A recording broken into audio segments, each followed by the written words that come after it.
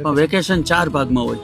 Please. Vacation પડે એટલે પેલું વીક છે ને રિલેક્સ થવાનું, જૂના ચોપડાઓ બધા ઠેકાણે કરવાના, રાઈટ. જૂની નોટબુકમાંથી સારા પાના કાઢી અને નેક્સ્ટ માટે રફ બુક બનાવવા માટેનો કરતા.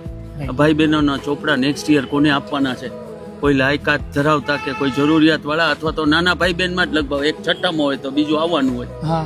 એવું કાકા બાપામાં થઈ જાય. સેકન્ડ પાર્ટ વેકેશનનું અઠવાડિયું પૂરું થાય ને પછી મામાનું ઘર અને કેપેબલ પેરેન્ટ્સ હોય, કેપેબલ ફેમિલી હોય તો ફરવા લઈ જવાનું પ્લાનિંગ. ફરવા એટલે મેનેજેબલ હોય એટલા ફંડમાં ફેમિલી ઉપર, એટલે મામાને ઘેર જઈ આવતા અને it was a great fun. સચવાતા ભાણિયાઓ. હવે હમણાં તો કેવો વિડીયો પડે કે ત્યાં જાય છે એટલે નાસ્તાના કબાટને મામી તાળા મારી દે છે, ફ્રીઝ બંધ કરી દે છે ને હવે છોકરાઓને એ મેન્ટાલિટી ઉપર આવી ગયા છે. ત્યારે તો રાહ જોતા અને ભાણિયાઓને ભાણે દીકરીઓને ફેરવતા, એ ગામની પ્રખ્યાત વસ્તુઓમાં ખાવા પીવાનું વળતા, કપડાં કરતા. દીકરી આવતી અને બધું કંઈક ડ્રેસ તો ત્યારે નહોતા પણ જે તે એ વખતમાં જે હાલતું એની કોઈ પ્રમાણે કરતા. અને એની એક તાકાત હતી કે અહીંયા આવીને બેગ ખોલીને બતાવતા કે મામાને ઘેર ગયા હતા, શું લઈ આવ્યા, આવું લઈ આવ્યા. થર્ડ પાર્ટ એ હતો કે થર્ડ પાર્ટ પછી ફાધરને ઘેરે વેકેશન અને આણે કીધું એ બધી વસ્તુઓ.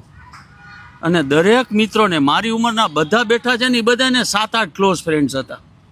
અને મોદી સાહેબે કીધું એ બધી ગેમ રમતા અને ગેમ ઓટોમેટિકલી ગરિયામાંથી ઠેરીની સિઝન ક્યારે આવી જાય ન ખબર પડે, ઠેરીમાંથી થપ્પો ક્યારે આવી જાય, થપ્પામાંથી નારગોલ ક્યારે આવી જાય ખબર ન પડે ને 5 મિત્રો 10 કાઢીને દડો લઈ આવતા.